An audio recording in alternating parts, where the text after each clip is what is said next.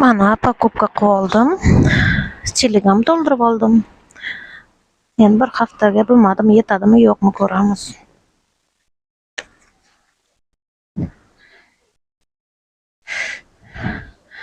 Qor ko'payyapti. Lekin unchalik sovuq emas. Havo yaxshi juda ham.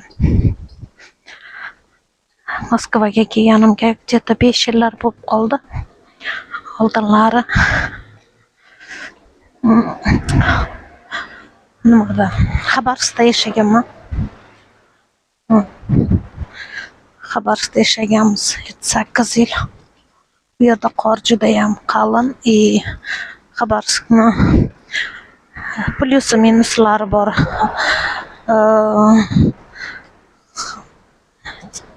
Jimjitlik juda ham yaxshi. Odamlari yaxshi. Oppoq qor ustiga qor yog'adi. Mana Moskvada xuddi O'zbekistondagi o'xshaganda qor yog'adi-yu, erib loy bo'lib ketaveradi. Xabarovsk bunaqa emas, sovuq-ku Xabarovsk. Qor yog'sa ham erimaydi, qor ustiga qor tushaveradi. Oyog'ingiz umuman kir bo'lmaydi.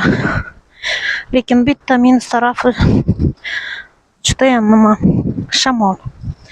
O'ta shamol. O'shandan ham bezilib. Assalomu alaykum do'stlar.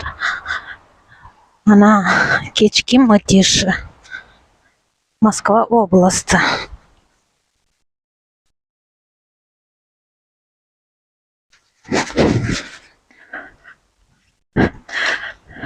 Moskva oblasti. Maydalab qor yog'ayapti.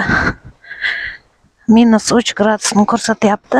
Men esa kech bo'lishiga qaramasdan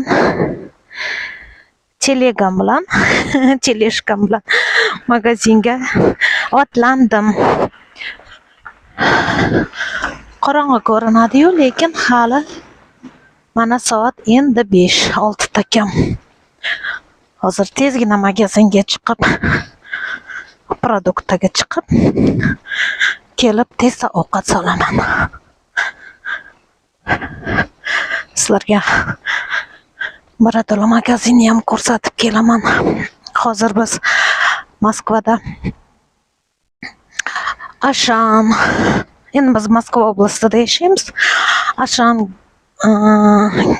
katta gipermarketlarga bormay qo'yganmiz, chunki Ashan juda qimmat bo'lib ketgan. U juda katta gipermarket, lekin juda qimmat bo'lib ketgan.